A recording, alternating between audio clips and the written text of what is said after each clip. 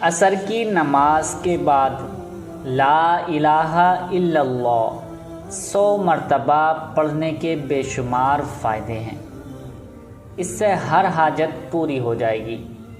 یعنی اگر آپ اس وظیفے کو عصر کی نماز کے بعد پڑھ لیتے ہیں، کر لیتے ہیں، تو یقین مانیں اللہ رب العزت آپ کی تمام دعائیں قبول فرما لے گا۔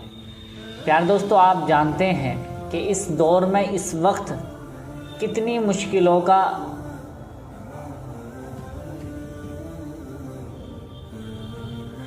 کتنی زیادہ مشکلات کا سامنا کرنا پڑتا ہے۔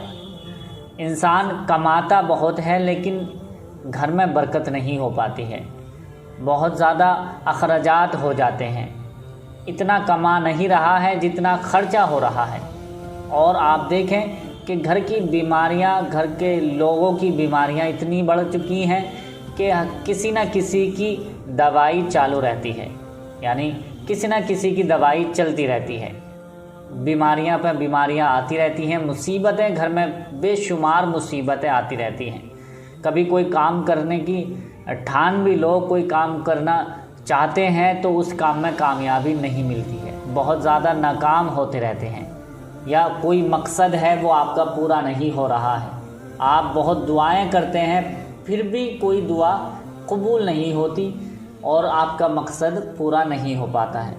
تو پیارے دوستو، آج کی یہ ویڈیو اتنی زیادہ خاص ہے کہ اس ویڈیو کو آپ نے پورا دیکھ لیا تو میں یقین کے ساتھ کہتا ہوں کہ انشاءاللہ اس ویڈیو کے پورے دیکھنے کے بعد اس وظیفے کو کر لیں گے، تب آپ کی بڑی سے بڑی مشکلات، بڑی سے بڑی پریشانی، بڑی سے بڑی آفت، مصیبت تمام دور ہو جائے گی۔ گھر سے ایسے بھاگ جائے گی، ایسے چیخیں مار کر مصیبتیں، پریشانیاں بھاگ جائیں گی جیسے کوئی موت کو دیکھ کر بھاگتا ہے۔ پیارے دوستو، یہ وظیفہ، یہ عمل اتنا زیادہ اثردار ہے، اتنا زیادہ طاقتور ہے، اتنا زیادہ پاورفل ہے کہ جو شخص اس وظیفے کو کسی بھی مقصد کے لیے کر لے تب انشاءاللہ اس کی ہر ایک پریشانی دور ہو جائے گی، ہر ایک مقصد پورا ہو جائے گا، ہر بگڑے ہوئے کام بن جائیں گے۔ لیکن شرط یہی ہے کہ اس وظیفے کو الگ طریقے سے کرنا ہے، یعنی جو طریقہ بتایا جائے گا اسی طریقے پر یہ وظیفہ، یہ عمل کر لینا ہے۔ بہت ہی چھوٹا سا وظیفہ ہے، بہت ہی مختصر سا وظیفہ ہے، بہت کم وقت لگے گا اس میں، اس عمل کو، اس وظیفے کو کرنے میں، لیکن وہی طریقہ رکھنا ہے، وہی طریقے سے کرنا ہے جو طریقہ ہم آپ کو بتانے والے ہیں۔ اسی طریقے پہ آپ نے یہ وظیفہ عمل کر لیا، میں پکے یقین کے ساتھ کہتا ہوں انشاءاللہ اللہ کی ذات پر امید ہے کہ آپ اس وظیفے میں 100% کامیاب ہو جائیں گے، کیونکہ یہ اتنا زیادہ اثردار ہے، اتنا زیادہ طاقتور ہے، اتنا زیادہ پاورفل وظیفہ ہے۔ جو شخص اس کو اس طرح سے کر لے گا تب اس کی ہر حاجت پوری ہو جائے گی، ہر مقصد پورا ہو جائے گا۔ آپ سوچتے رہیں گے، انشاءاللہ سوچتے ہی سوچتے آپ کی مرادیں پوری ہونا شروع ہو جائیں گی۔ اللہ رب العزت اپنے فرشتوں کے ذریعے سے آپ کی تمام مرادیں پوری فرما دے گا۔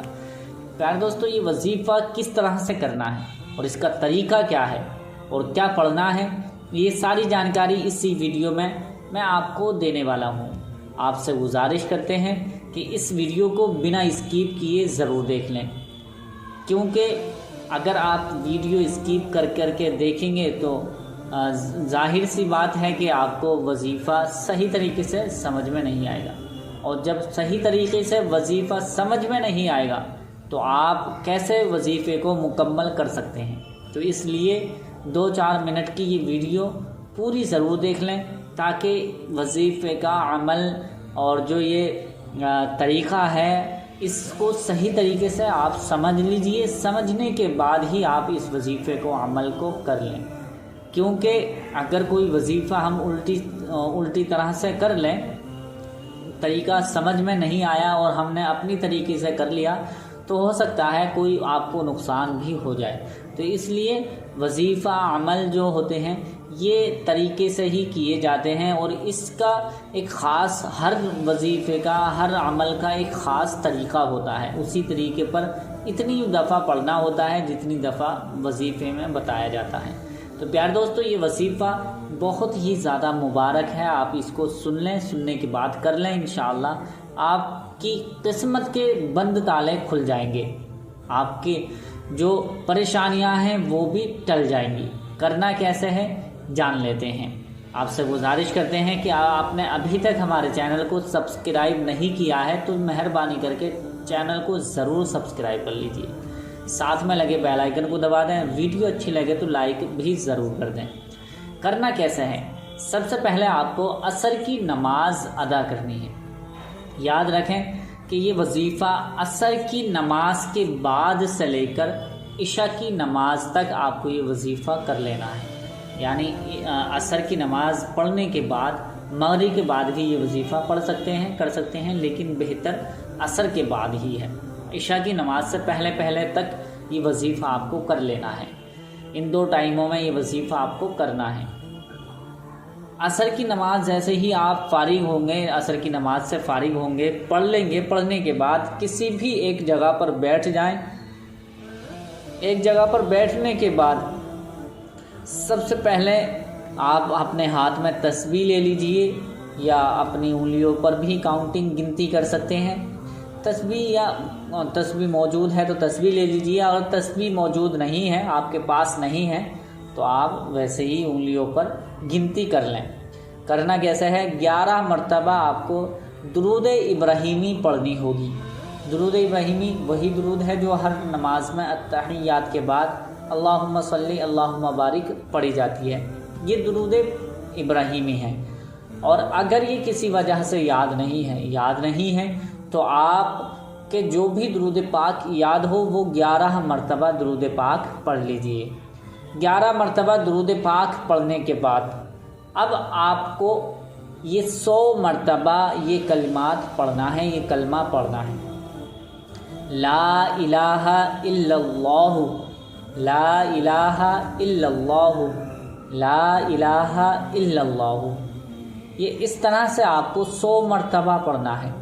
جب 99 مرتبہ ہو جائے، یعنی 99 بار جب آپ اس کو 99 ٹائمز آپ اس کو پڑھ لیں، 99 بار پڑھ لیں، جب 100 بار پڑھنے کے لیے آپ جائیں گے تو آپ کو پورا کلمہ پڑھنا ہے۔ جیسے 99 بار آپ نے پڑھ لیا لا الہ الا اللہ، لا الہ الا اللہ، لا الہ الا اللہ، لا الہ الا اللہ، لا الہ الا اللہ، لا الہ الا اللہ، لا الہ الا اللہ، اس طرح سے آپ نے جب 99 بار ہو جائیں گے آپ کے، تو اس کے بعد 100 بار جب پورا مکمل پڑھنے کے لیے جائیں گے تو آپ کو یہ پورا کلمہ پڑھنا ہے، لا الہ الا اللہ محمد رسول اللہ صلی اللہ تعالیٰ علیہ وسلم۔ یہ آپ کو پورا کلمہ پڑھنا ہے 100ویں بار۔ جب 100 بار آپ کے پورے ہوں گے لاسٹ میں، تو سب سے آخر والے میں پورا کلمہ آپ کو پڑھنا ہے۔